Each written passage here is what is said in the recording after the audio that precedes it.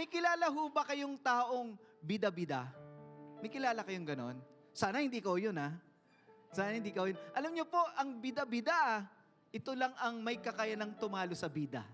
Yung kontrabida, hindi niya kayang talunin ang bida. Pero yung bida-bida, bida pa to sa bida. Ito lang ang nakakatalo sa bida. At alam niyo po, dahil bida-bida yan, gusto niya siya lagi ang sikat, siya lagi ang sentro ng atensyon, siya lagi ang magaling. Ano ho? Pag binibiro po ang bida-bida, anong pang-asar sa kanya? Ikaw na, the best ka. Ano? The best ka. Kasi po, ang karaniwan po, sa totoo lang, baka sasabihin natin yung bida-bida lang. Ano ho, ang tao po, karaniwan ay may dalawang nais. Ano ho, gusto ng tao, siya ang the best. Ano? Bakit ko po nasabi yan? Gusto ng tao, siya ang the best. Kahit pa nga po mga alagad ng Panginoon, yung mga disciples, there were moments na nahuhuli sila ng Panginoon na sila po'y nagtatalo kung sino sa kanila ang pinaka-best na disciple, pinakamagaling na disciple. Bakit po? Pambira, katabi na nila ang Panginoon lagi. Mahilig silang magtalo kung sino ang the best disciple sa kanila. Kasi ang tao, gusto niya the best siya. Siya ang magaling. Huwag na po natin itanggihan. Gusto ng tao, siya ang magaling. Ano ho? At hindi lang po gusto ng tao siya yung the best, gusto niya yung best para sa kanya. Gusto niya yun. Gusto ko yung the best para sa akin. Kaya pag sa sarili niya, yung best ang ibibigay niya sa sarili niya. Ano ho? Pag ikakasal tayo, gusto natin yung best wedding of the year. Kailangan maganda yan kasi ikakasal ako eh.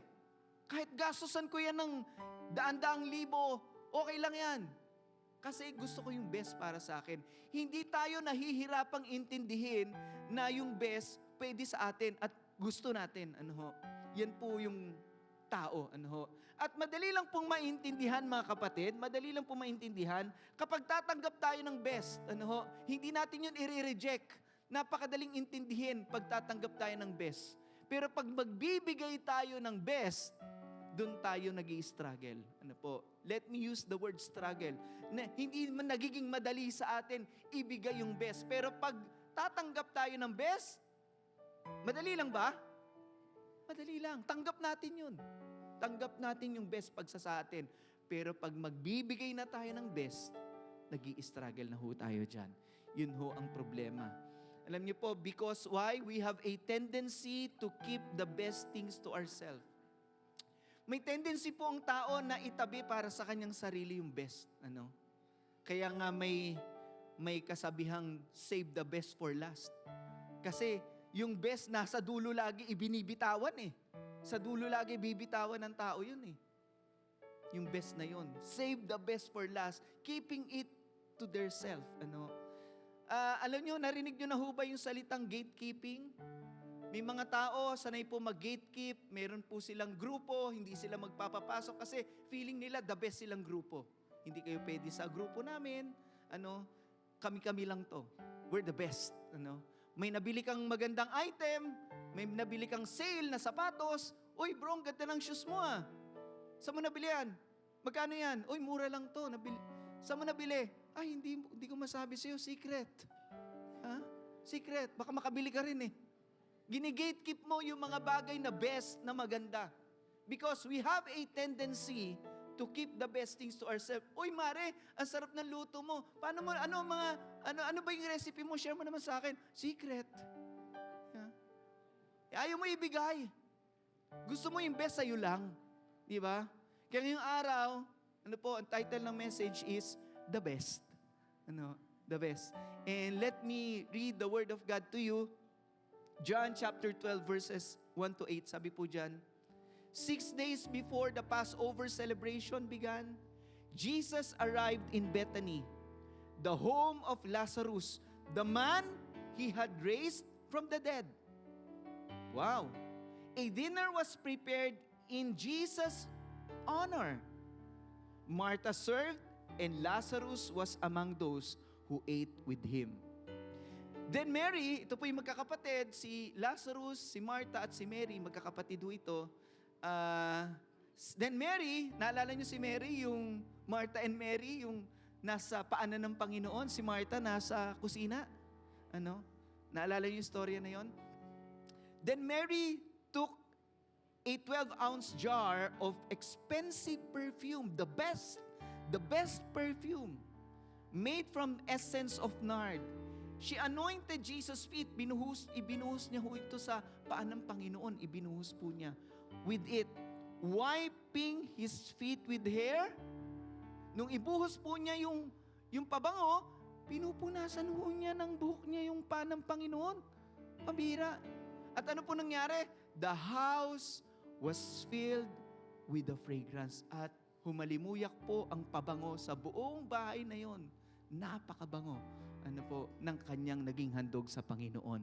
Purihin ang Diyos. Amen o ba doon? Gusto rin ho ba natin yun? Alam niyo ho, sa buhay ho natin, bawat isa sa atin, ikaw at ako, ay may kapasidad magbigay ng best. Ikaw at ako. Agree ho ba kayo doon? Lahat tayo may angking kakayanang magbigay ng best. Sabihin po natin lakas, best. At depende lang sa kapasidad. Kasi ang best po is subjective. Subjective po yan kasi iba-iba yung best natin eh.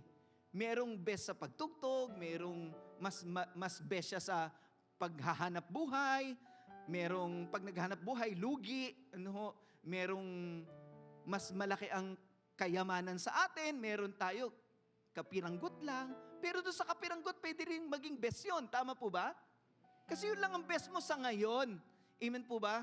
Sa ngayon, yun pa lang yung best mo. Pero iba-iba yung capacity natin ng best. We have different capacities of giving what is best. Naalala nyo yung babaeng balo na meron lang siyang 2 kusing. Yun yung best niya. Actually, hindi yun yung best niya. Yun yung entire life niya. Yun yung entire na meron na siya. Inihandog niya sa templo kung ano yung pinaka-meron siya. Kaya iba-iba eh. Meron kaya mo ng 2 million, meron kaya mo ng 2 kusing. Pero yung 2 kusing, yun pala yung best mo eh. At alam nyo, alam ng Diyos ang best mo. Sabihin mo sa katabi mo, alam ni Lord ang best mo. Alam ni Lord yun. Wala ka matatago sa Diyos. Di ba? Pero kapag nagbibigay ka ng best, lalo na sa Diyos, kapatid, your best will always be good enough. Dito lang susukatin ng Diyos. Maniwala kayo. Dito lang niya susukatin kung naibibigay ba natin yung best. Are we giving our best? Kasi yung best will be good enough depending on your capacity. But we need to give our best. Amen po ba? Lalo na po pagdating sa Panginoong Diyos. Lalo na po, sa istorya na to, makikita natin yung magkakapatid, they were giving their best to Jesus. Ano po? And why should I give my best? Pastor, bakit ba kailangan ko ibigay yung best ko? Lalo na sa Diyos. Lalo na sa Panginoong Diyos. Why should I give my best? Una po, kasi, because God always gives us what's best. Sino naniniwala ang binibigay sa atin ng Diyos best? Binibigyan ka ng Diyos ng best. Namumroblema lang tayong tanggapin na yun ang best kasi lagi nating ikukumpara yung meron tayo sa iba kaya akala natin hindi yun best. At pag kinumpara mo pa yun, ikukumpara mo yun sa mas higit sa'yo. Kaya hindi mo yun ma-interpret na best. Pero sa panahon mo ngayon, kapatid, marami nang naibigay na best sa'yo ang Diyos. Amen po ba? Sino nagsasabi marami nang binigay na best sa'yo ang Diyos? Tingnan nyo dito sa magkakapatid, anong nagawang best ni Lord sa kanila? Namatay si Lazarus, kapatid. At ilang araw na siya sa libingan, binuhay ng Panginoon. 6 days before the Passover celebration began, Jesus arrived in Bethany, the home of Lazarus. Who is Lazarus? The man he had raised from the... Kapatid, pag kinumpara mo sarili mo dyan, yan lang ba ang best? Yung binuhay mula sa mga patay? Yung patay na binuhay? Kapag kinumpara mo dyan sarili mo, hindi mo aabutin yan. Bilang na bilang ang binuhay na namatay. Bilang na bilang yun. Kaya minsan nahihirapan tayong sabihin na, ay binigyan ako ni Lord ng best. Kasi kinukumpara mo lagi sa masigit sa'yo. Pero maniwala ka, marami ng best na ibinigay sa'yo ang Diyos. Amen o ba doon?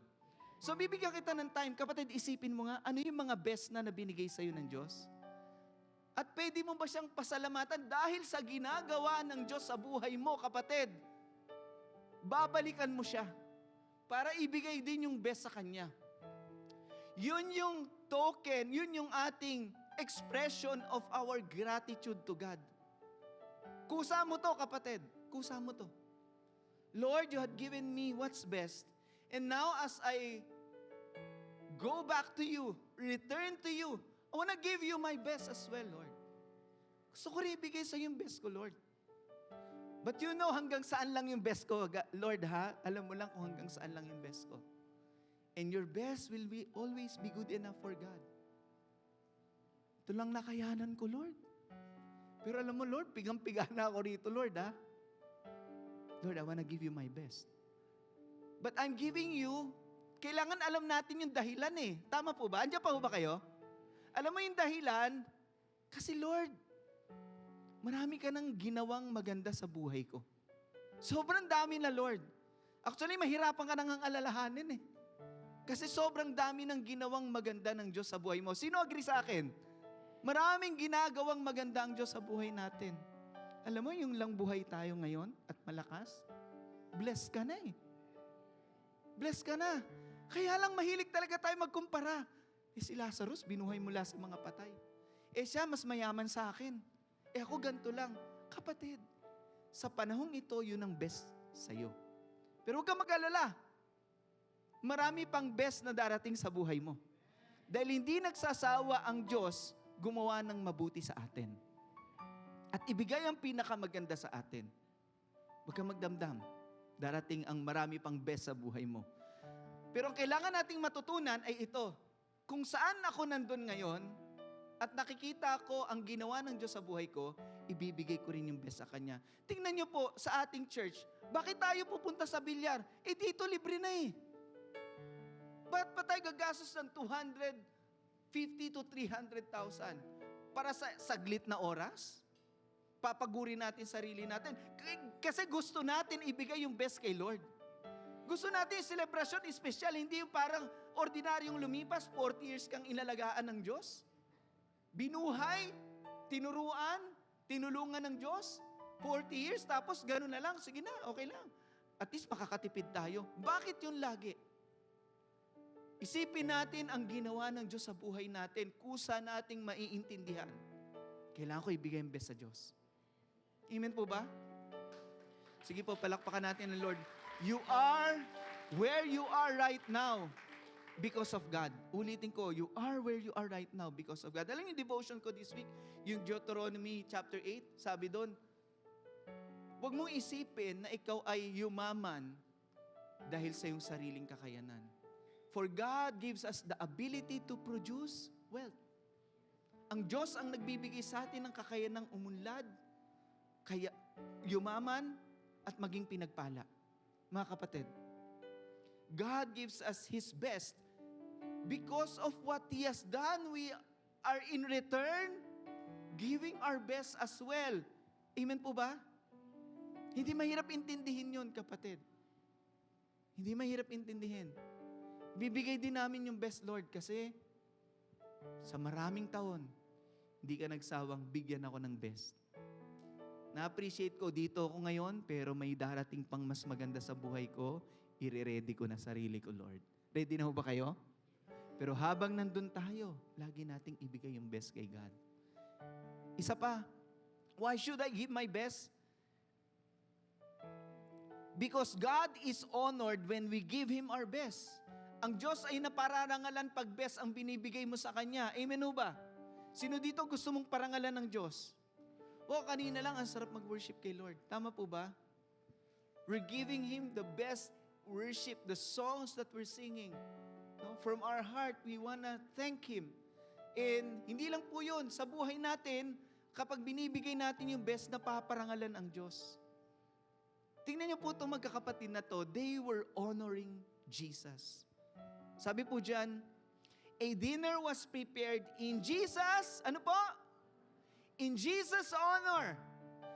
Now, the purpose was stated. Ano po? Sinabi yung purpose. A dinner was prepared. Naghanda po sila. At yung handaan na yon ay para kanino? Para sa karangalan ng Panginoon, para parangalan ng Panginoon, yung handaan na yon. So parang tayo, no? Nagpe-prepare tayo ng anniversary. In Jesus' honor. So once again, Martha, anong ginawa niya? She honored God by serving. And Lazarus was among those who ate with him. Then Mary took a 12-ounce jar of expensive perfume made from the essence of nard, and she anointed, poured upon Jesus' feet with it. Wiping his feet with her hair, the house was filled with the fragrance. Alam niyo po, itong magkakapatid na to, they were honoring Jesus. Not only for what He has done, but for who He is. Ano? Alam niyo po, kung kilala natin ang Panginoon, hindi mo siya hahandugan ng basta lang. Kung kilala natin ang Diyos, ibibigay natin ang best sa Kanya. Kasi, sino siya? Diyos siya eh. Higit siya sa tao. Walang makakapantay sa Kanya. They were honoring Him for who He is. Sa buhay natin, mga kapatid, Diyos ang hinahandugan natin. Tama po ba? Kaya hindi natin panghihinayangan kung napagod tayo doon, kung nagpamasahe pa tayo sa bilyar, nag-prepare pa, napuyat ang mga worker, nagbigay ka sa sponsorship, hindi sayang yun. Amen po ba? Bakit? That is what we do to honor God. At sasabihin ko po sa inyo, it is an honor to honor God. Isang karangalan ang parangalan ang Diyos. Gusto mo ba yun, kapatid, sa buhay mo? It is an honor to honor God. Malaking karangalan sa isang katulad ko na maparangalan ko ang Diyos. Na kahit yun lang ang meron ka, ibibigay mo sa Kanya kasi kilala mo sino siya eh. Siya ang Diyos. At dahil siya ang Diyos, ibibigay mo yung best sa Kanya. Hindi siya katulad ng tao, hindi siya sa level ng tao. Karangalan ang parangalan ang Diyos. Kaya pag hinandugan natin ang Diyos, nag-i-invite kayo ng tao, mga kapatid, ginagawa mo yon, pwede namang hindi mo gawin, pero nagsisikap ka, dadalhin mo sila sa Panginoon, you're bringing people to Jesus, dadalhin mo sa anniversary. Kapatid, pinararangalan mo ang Diyos doon. Naghahandog ka sa Kanya ng best, pinararangalan mo siya doon. Mga kapatid, kasi kilala mo sino siya. Eh ito na-realize ko, mga kapatid, it costs to honor God. May cost ang pagbibigay karangalan sa Diyos. It costs. Bakit ko nasabi yan? It costs to honor God. May cost. Sabi nga po natin malakas, cost. May cost. Ano ba sa Tagalog yung cost? May halaga. May kabayaran ang pagpaparangal sa Diyos. Bakit ko nasabi yan? Alam niyo si King David sa Old Testament, sabi niya, inaalok na sa kanya ng libre yung paghahandugan niya sa Diyos. Pero sabi niya, hindi ko kukunin yan ng libre. Kailangan bayaran ko yan. Bakit? Sabi niya, I will not offer anything that costs me nothing. Hindi ako maghahandog sa Diyos na walang cost. Naintindihan ni David, may cost ang pag-o-honor sa Diyos. Amen o ba doon? May cost yun eh. May halaga yun. May kabayaran yun, pambihira. Alam ni David yun. Babayaran ko yan. Because I will not offer anything that costs me. Now, if our celebration doesn't cost you anything, so how do we honor God? Yeah? And not only to this celebration, kapatid, sa buhay natin. If it doesn't even cost us, then how do we honor God? It is an honor to honor God. At minsan, alam niyo po, nagsalita ang Diyos sa mga tao, bakit naghahandog sila ng mga tira-tira, mga hindi na nila kailangan, hinahandugan nila ang Diyos.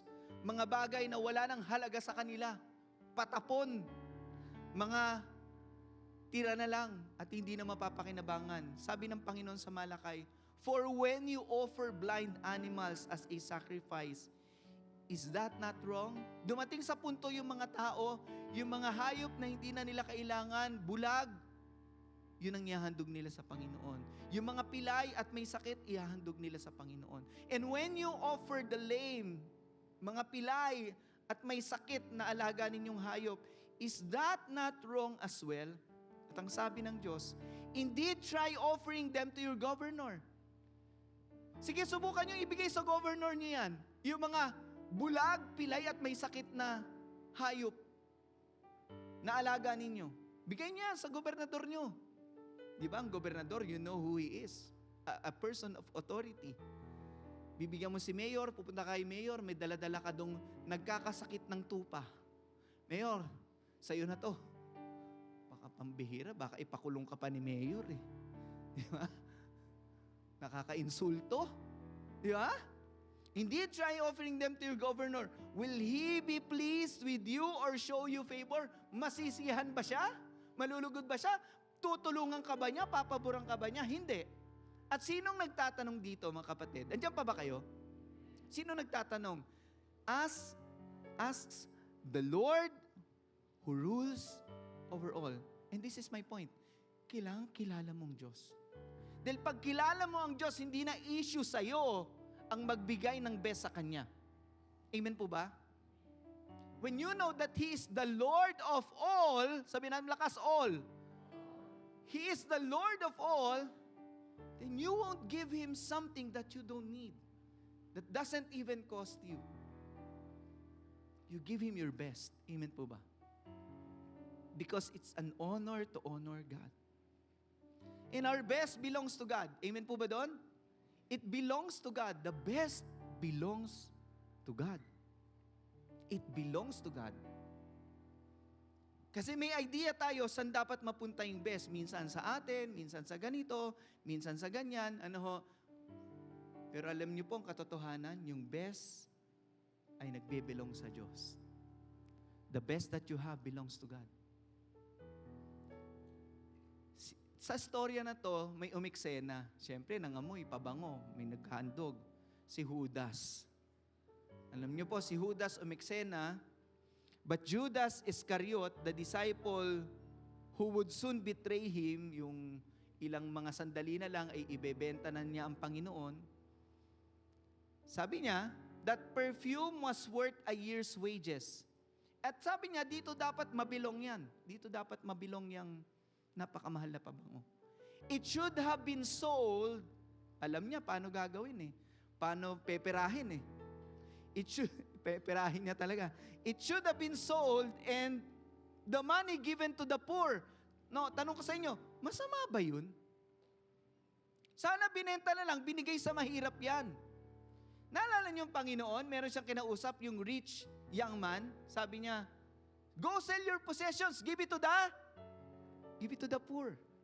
Now, si Judas, sinasabi naman niya ngayon, nako, sana binenta na lang yan. The money should belong to the poor. Sana tinulong sa mahirap.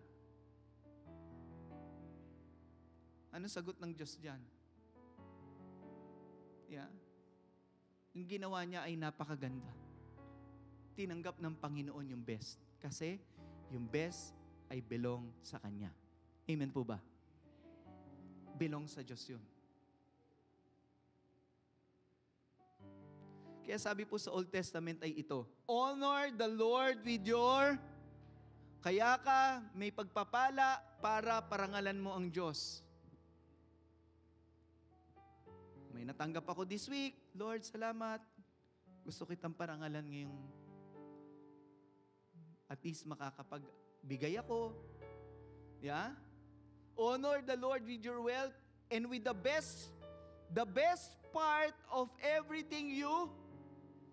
Now, there's a problem. Kasi, ikaw yung nagtrabaho eh. Ikaw yung nagnegosyo. Ikaw yung pumasok sa opisina. You produce it. So you think, ikaw nagnegosyo, ikaw yung, you have produced it, akala mo, sa'yo lang yun. And the best para sa akin, kasi pambira, ako nagtrabaho eh, ako pumasok sa opisina eh. Ako na traffic eh. Di ba? Hindi, kapatid. Lahat ng meron tayo, the earth is the Lord's and everything in it and all those who live in it. lahat ng nandito sa Diyos. Amen po ba? Kaya kung anong meron ka, pararangalan mo ang Diyos doon. Pag pinarami yan ng Diyos, lalo mo siyang parangalan doon. Tama po ba? With the best part of everything you produce, the best part, yun ang gusto ni Lord. The best part ng napoproduce mo, yun ang bibigay mo sa Kanya. Amen o ba doon? Pambihira. Yung best, sa Diyos pala yun. Wow. At alam niyo po, Pastor, para namang masyado ka namang usapang pera. Bakit mo ba dinadala dyan, Pastor? Alam niyo po, hindi umiwas ang Panginoong Hesus dyan sa usapan ng pera. Basahin niyo ang Bible. Never iniwasan ng Diyos ang topic na yan. Bakit? Yung topic na yan ay best para gamitin ng Diyos upang subukin tayo. We are best tested with money. The reason why Jesus never evade, hindi siya umiwas dyan. Pag-usapan yan, kasi ito ang isa sa best na testing sa atin, yung pera. Pag binigyan ka ba ng Diyos ng pera, ano gagawin mo? Party ba siya? Alam mo, party lang nga yung kanya eh. Maliit na parte. Pero alam niyo ho, dito ka titignan ng Diyos. Dito ka titignan ng Diyos. Dito ka susubukin ng Diyos. Pagsubok ang pera, bakit? Tignan nyo nga, may mga magkakapatid nga nag-aaway sa pera eh. Nalilimutan magkapatid sila eh. Tama po ba? Andiyan po ba kayo? Hindi po ako galit ha.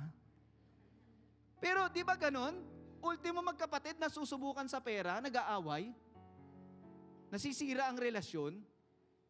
Yeah. We are best tested with money. Napaka-best na testing to ng Diyos sa atin. Kapatid, sa pagbibigay mo sa Kanya, sinusubo ka pala ng Diyos. Sa lahat ng binigay niya sa'yo, tinitingnan pala niya, ano ang balik niya sa akin? Wala pala. Alam na ng Diyos agad. Bakit sabi po sa Bible? For where your treasure is, there your heart will be also. Kung saan ang kayamanan mo, hindi sinabi kung saan ang puso mo. Kung saan ang kayamanan mo, nandun ang puso mo. Kaya kung wala sa Diyos ang puso natin, wala din dun ang pera natin. Amen o ba? Wala din dun. Money is one of the best tests that God uses to know what was in our heart. Now, why do I give my best? Bakit kailangan kong ibigay yung best ko, Pastor? Una po, at ito lang naman yung point, how do I give my best? Hindi po uay. How do I give my best? By exceeding the expectation. How? Kailangan lampasan ko yung expectation. Yung dapat lang. Higitan ko yung dapat lang. So may dapat lang, meron ng nandyan, lampasan mo yun. Sabi mo sa katabi mo, lampasan mo. Lampasan mo naman. Pambihira, oh. Tingnan niyo po itong si Mary. Example ko sa inyo si Mary. Si Mary, then Mary took a 12-ounce jar of expensive perfume made from essence of nard. She anointed Jesus' feet with it, wiping his feet with her hair. The house was filled with fragrance. So, siguro gusto niyang bigyan ng Panginoon ng handog, pero kakaiba, pambihira. Tingnan natin paano niya in-exceed yung expectation. Paano niya nilampasan yung dapat lang. Para maintindihan natin, anong size ba ng perfume? 12 ounce. Kaya para naglagay ako ng picture, maintindihan natin gaano karaming laman nun. 12 ounce. Pag kayo umiinom sa Starbucks, yan yung tall. So, isang basong pabango na tall sa Starbucks. Ang dami nun, ha? Dami nun. Pambihira. Gaano ba kayo karami gumamit ng pabango? Kanina may pabango ko. Pa-spray lang. Di ba? Bumuhos talaga eh. Pambihira. Ganyan karami ho. Ganyan ho karami. Di ba? Kung hindi rin lang sa Panginoon, manghihinayang ka talaga dyan. Ganyang karami ho. At gaano ho kamahal yan, hindi siya pangkaraniwang pabango. Yung pabango po na yan ay the amount of perfume na iintindihan ni Judas gaano kamahal yan. Si Judas talaga. Oh. Naiintindihan niya gaano kamahal eh. Nakukonvert niya eh.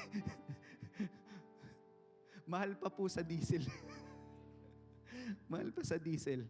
But Judas Iscariot, the disciple who would soon betray him, said, that perfume was worth a year's wages. Sabi, so pambihira, napakamahal niyan.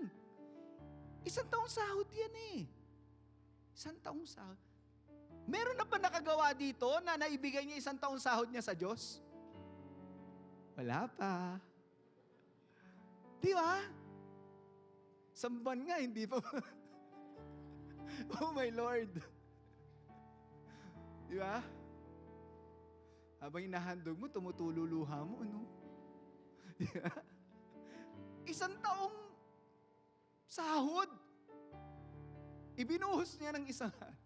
Kaya wag ko kayo manghihinayang pag magbubuhos tayo ng pera sa anniversary natin. Amen po ba? Magbubuhos tayo ng lakas sa anniversary natin. Bakit? Para sa Lord ho yun. Sige po, palakpakan natin ang Panginoon. Isang taon, pambira. Aaminin ko, hindi ko kaya yun ha. Hindi ko kaya yun. Kaya nasyak si Judas eh. Nasyak siya eh. Yeah. At ano pa po yung nilampasan niya? Alam niyo, okay na eh. Di ba? Mahal. Marami. Alam niyo, nilampasan pa ni Mary. Pinupunasan niya ng buhok niya yung paa ni Lord. Pambira. Alam niyo, meron po silang custom sa panahon ng Panginoong Yesus na pagpasok, inimbitahan ka sa bahay, dahil sila po'y nakasandalya, sila po ay naglalakad sa disyerto, marumi paan nila.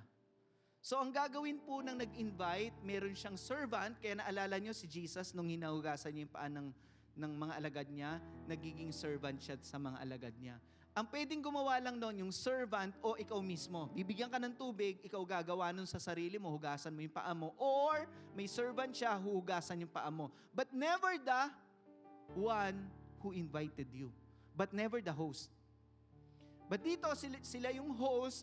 Si Mary, sa aking paniniwala, hinuhugasan niya ng pabango ang paa ng Panginoon. Hindi ordinaryong tubig, pabango. Binubuhos niya doon at pinupunasan niya ng buhok niya. Pambihira. Sobra. Pinupunasan niya, tinutuyo niya ng buhok niya yung pabango sa paa ng Panginoon.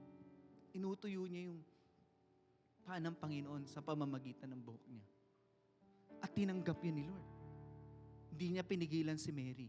Kaya kapatid, hindi ka pipigilan ni Lord kung magbibigay ka ng best sa Kanya. Hindi ka pipigilan ng Diyos. Kasi, deserve niya yun. Deserve niya yun. Deserve niya yun. Di ba? People are used to giving the bare minimum. Ito tayo. Bare minimum. Kaya dapat lampasan natin yung bare minimum. Di ba? Ang Bible nagtuturo extra mile. Di ba? Sinampal ka dito, sa kanan, ibigay mo yung kaliwa. Hindi bare minimum. Mahalin mo, hindi lang yung mahal mo, pati yung kaaway mo, hindi bare minimum. Pero ang tao, sanay sa bare minimum, magkano ba? Ay, okay na yan. At least nabigay ko. Di ba? Okay na yun. Bare minimum. Kapatid, lampasan mo. Lampasan mo dahil pag nilalampasan mo, dun mo binibigay yung best mo. Amen po ba? Minsan hindi bare minimum, minsan second best lang ibibigay natin. Yeah. Second best. Doon lang tayo. Hindi natin binibigay yung best natin. Talaga may tatlong tao po sa loob ng simbahan. Ito po yung klase ng tao. Una po yung taong ibibigay niya lagi yung best niya. Ibibigay niya lagi yung best niya. Ito yung unang uri ng tao sa simbahan. Bibigay niya yung best niya. Pag kakanta, pag maglilingkod, pag magbibigay, ibibigay niya lagi yung best niya. Ito yung mga tao na ito. No? At pangalawa, meron namang magbibigay ng bare minimum. Pa-attendance lang. Diba? Makarating lang kahit late. Diba? At least nakarating. O, parang utang na loob pa ni Lord. Diba? O, nakarating ako, kalahati na rin. Diba? Huwag naman natin bibigyan ng bare minimum ang Panginoon, kapatid. Kung kalahatiin niya yung blessing sa'yo, sige. Sige na, kakalahatiin ko na rin yung blessing mo. Di ba? Hindi lang ganun ang Diyos eh. Hindi lang siya ganun. O sige, lagi ka na lang almost, tapos ang praise and worship, darating ka. O di sige, ganito na lang. Di tapusin na rin natin yung mga, yung mga blessing mo dyan. Hindi naman ganun ang Diyos eh. Pero maraming tao, they give their bare minimum. How can we give our best to God? At meron pang tao sa loob ng church, masaklap pa doon. Those who only benefit but do nothing for the Lord. May mga tao, mamemesmerize sila sa church, hanga sila sa church, mabibless. Oh, napakaganda sa church na to, bless na bless ako. Darating sa church, they will be mesmerized and blessed. And then pag nasimsim na nila lahat ng ganda roon, at sumawa na sila, at nasaktan pa sila, mawawala na sila. At pag hiningan mo ng tulong, pambihira, they won't even lift a finger. They won't even lift a finger. Kahit daliri, hindi iaangat. Bakit? Ang gusto lang nila, sarili nila mabless. San ka dito, kapatid? Tanong mo katabi mo, san ka dyan? Tanong mo, san ka dyan? Are you the one not even lifting a finger? Gusto mo lang binibless ka lagi? Gusto mo lang inaalagaan ka? Gusto mo lang ikaw ang laging napagpapala? Kapatid, maging pagpapala ka naman. Bigay mo yung best mo. Huwag yung bare minimum. Amen po ba? Now, so yung pastor, wala naman ako masyado ngayon eh. Okay lang. Okay lang. Di ba pwedeng ibang usapan naman? Sige, dalhin natin doon. Alam niyo po, pag gagawa po tayo sa Panginoon o sa anumang gagawin natin sa buhay natin, tinuturuan din po tayo ng Bible na ibigay natin yung best. Tingnan niyo po sabi dito sa Colossians, in all the work you are given. Ano po sabi diyan? Do the best you can. Work as though you are working for the Lord, not any earthly master. Ginagawa mo yun, dahil alam mo, ginagawa mo yun para sa Diyos. Kahit pa trabaho mo yan sa opisina, kahit ano yan, ministry mo or whatever, remember that you will receive your reward from the Lord, who will give you what He promised His people. Yes, you are serving Christ. He is your real master. So kahit sabihin mong sa ibang aspeto, dapat ibigay pa rin natin yung best. Kahit sa paglilingkod sa Diyos. At naalala ko pa, nandito ngayon si Brother Randy. Si Brother Randy ang isa sa pinaka masipag sa church, masasabi ko. Tahimik lang yan, pero hindi yan nagsasalita masyado, pero maraming ginagawa yan dito. Last week, nadatnan ko siya dito hapon. Mainit to sa labas hapon. Minamasilya niya yung kisame nung harap ng church. Minamasilya niya. So, nagkita kami, si Brother Terence nandun. Kita kami, kinakausap namin siya. So, aakyat siya sa hagdan. Yung hagdan pala, hindi nakalak na bakli. Buti wala pa siya sa tuktok. Nandun pa lang siya sa kalagitnaan na bakli. Hindi naman siya na aksidente. Nagagawa. Walang umutos nun Walang umutos. Walang umutos. Di ko inutos yun. Natatnang ko na lang siya ginagawa niya. Nung linggo, pagdating ko rito, bihira. Nabilita mo na ba nangyari kay Brother Randy? Ano nangyari? Nalaglag pala siya dito sa church. Bago pa yun, minsan maririnig ko po yan. Nasa opisina ako. Merong yabag sa ibabaw ng bubong ng church. Crack, crack, crack, crack. Si Brother Randy nililinis ang alulod ng church kasi baka umulan at magbara, tumulo sa church. Hindi ko inutos yun. Hindi ko yun inutos. Nagugulat na lang, nandiyan na naman siya sa taas. Naglilinis. Bihira. Hindi ko inutos yun. Kusa niya yun. Mahal niya ang Diyos eh. Mahal niya ang Diyos. Nung linggo, nakita niya may isang bumbilya walang ilaw. At maaga po sila sa church. Bago pa tayo dumating ng alas 9, alas 7, maaga pa sa alas 7, nandito na sila. Would you imagine, 2 hours before, nandito na, nagagawa na dito sa church. Nakita niya, walang bumbilya yung isang socket dyan ng ilaw. Umakyat na naman, mahilig. Akit bahay ka ba, bro? De, biro lang ha. May ilang inakit na naman niya. Ang dami namang youth. Hindi mahilig mag-utos to eh. Nalaglag ho siya. Taas-taas. Alam niyo po na nabasag po yung buto niya sa braso. Linggo yun ha. Pambira, hindi ko maintindihan. Sabi ko, Lord, what a test of faith. After the service, dinalaw namin siya sa Christ the King. Yun na x-ray na, basag yung buto niya. Kailangan bakalan, lagyan ng titanium or aayusin ng orto.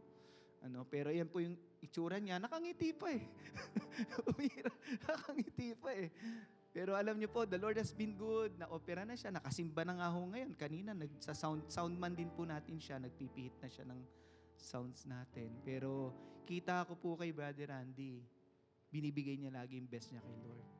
Sa ibang aspeto, mga kapatid, he's giving his best to God. Kaya hindi ko maintindihan, Lord, bakit naman siya pa? Siyempre, naisip ko na itong kaaway talaga, mag-a-anniversary, kung sino yung laging nandito, naglilingkod sa Diyos. Hindi rin palulusutin. Diba? Pero yun po, salamat sa Diyos, nakasimba na ho siya ngayon, purihin. Pwede na ba natin palakpakan ng Diyos sa buhay ni Brother Randy? Po? Yun yung binibigay niyang best sa Diyos. Whatever work he has, na kahit hindi naman po inuutos sa kanya, ginagawa niya para sa Panginoon. Sobra niyang mahalang church, nakita ko. Sobra. Alam niyo, ang hirap bigyan ng sino mang nasa kanya ng lahat. Di ba ang hirap nun? Binibigyan mo yung sino man magbibigay ka sa presidente ng Pilipinas. Ano pa bibigay ko dyan? Nasa kanya. Bibigyan ko ba yan ng cake? Bibigyan ko ba yan ng damit? Nasa kanya na yung mga, bigyan ko ba ng pera yan? Mas marami pang pera sa akin yan. Lalo na ho sa Diyos. Yung bibigay mo sa Diyos, siya may-ari ng lahat eh. Tanong ko, kailangan ba ng Diyos ang ibibigay mo? Hindi. Siya may-ari ng lahat eh. Kaya, ang hirap bigyan yung sino man na nasa kanya na lahat. Ano na lang ang titignan ng pag binibigyan mo? Tinitignan na lang niya yung, di ba nga may kasabihan, it's the thought that counts. It's your intention. Pero titignan niya rin doon kung ibinibigay mo ba yung best mo. Depending on our true capacity, our best will always be good enough for God. Titignan niya yung kapasidad mo. At kapag nakita niya yung kapasidad mo, alam niya ang best mo. Nasusundan niyo ako? Titignan niya yung capacity mo at alam niya yung best mo. Titignan na lang niya kung ginagawa mo yung best. Kasi hindi naman niya kailangan yung binibigay natin. Kanya naman lahat eh. Pati lakas natin Kanya. Pati buhay natin Kanya. Tama po ba? Tinitignan na lang niya, best ba binibigay nito sa akin? Doon siya masisiyahan. Doon malulugod ang Diyos. Amen po ba? Kaya kapatid, don't keep what's best. Maraming tao, kinamatayan nila.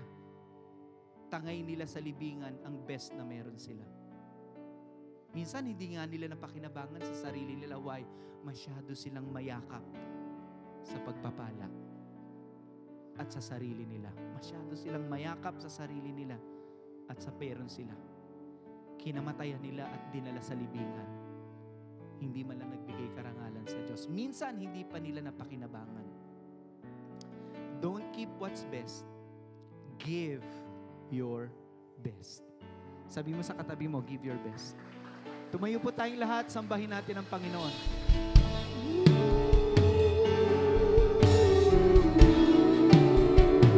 Come on church, pwede niyo bang itaas ang mga kamay na yan as we worship our Yahweh?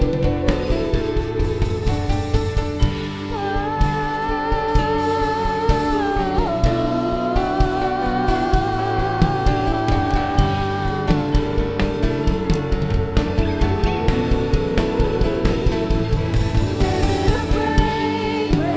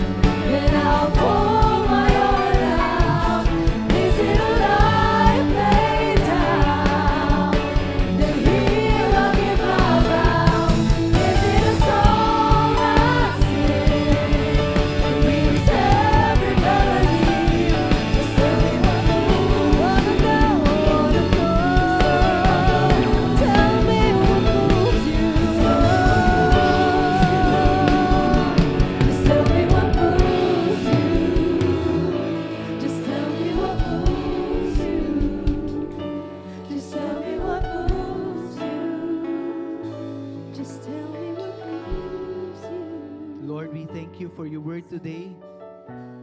Lord, we receive it from our hearts, Lord. Tinatanggap ng aming puso ang itinuturo mo sa amin, Lord.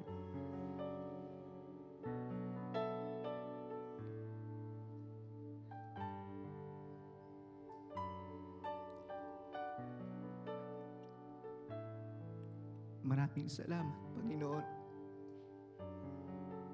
sa lahat ng binigay niyo na sa amin, Lord. Sa buhay namin, sa pamilya namin, sa church na ito. Lord, we wanna thank you. Lord, we just want to honor you with our life. Salamat, Lord, sa mga binibigay mo sa amin. Sometimes we don't deserve it, Lord. We don't even deserve it. Pero hindi ka nagsasawa na kami ay mahalin, alagaan, i-bless. Pero minsan di namin nakikita, Lord. Sana lalo ka naming nakikilala kapag gumagawa ka sa buhay namin. Sana lalo ka naming mamahalin, Panginoon. But Lord, sometimes we are too selfish. We only see ourselves, Lord God, embracing your blessings, Lord. Keeping the best to ourselves, Lord. Panginoon, marami pong salamat sa iyo. Sobra kami nagpapasalamat sa kabutihan mo sa amin, Lord. Sa buhay namin, sa pamilya namin, Panginoon. At Lord, kung kami man magbabalik ng best sa iyo, Lord, mga bagay ito na hindi mo naman talaga kailangan, tinitignan mo lang ang puso namin, Lord. Kung mamahalin ka rin namin pabalik, kung higit ka sa mga binibigay mo sa amin, Lord, kung higit ka doon, Lord. Lord, from this moment, Lord, we wanna honor you with what we have. With the strength that we have kapag kami, Panginoon, ay magigising at may lakas at may gagawin kami para sa iyo, Lord. We wanna honor you. We wanna give you our best, Lord. Sa mga pagpapalang nare-receive namin, maaring bunga nga to ng aming pagpapagal. Pero Lord, sabi sa Bible, you are the one who gives us the ability to produce wealth. Di namin pwedeng angkinin dahil sa effort lang namin, Lord, dahil to sa iyo. Kaya Lord, even this church, wala kami kung wala ka, Panginoon. Lahat ng meron kami, ito'y galing sa iyo. Kung bakit kami nandito at sa aming paglalakbay kami pinagpala mo, it is because of you, Lord. So Lord, we wanna offer you our best. At this moment, yun lang kaya namin, bibigay po namin sa inyo because we wanna honor you, Lord. We wanna give you our best, Lord God, for we know who you are, Panginoon. Lord, marami pong salamat. Sa umagang ito, lalabas po kami sa church na ito, bless po kami, Panginoon. At kinatagpo niyo po kami. At may natutunan kami sa inyong salita na ipapamuhay namin. We would not keep the best. We will give our best. We honor you, Lord. We thank you. At Lord, sa aming pag-uwi, pagpalain niyo ang bawat isa. Pinupuri ka namin, sinasamba ka namin. Sa ngalan ng Ama, ng Anak, at ng Diyos Espiritu Santo. Amen at amen. God bless you. Happy Sunday po.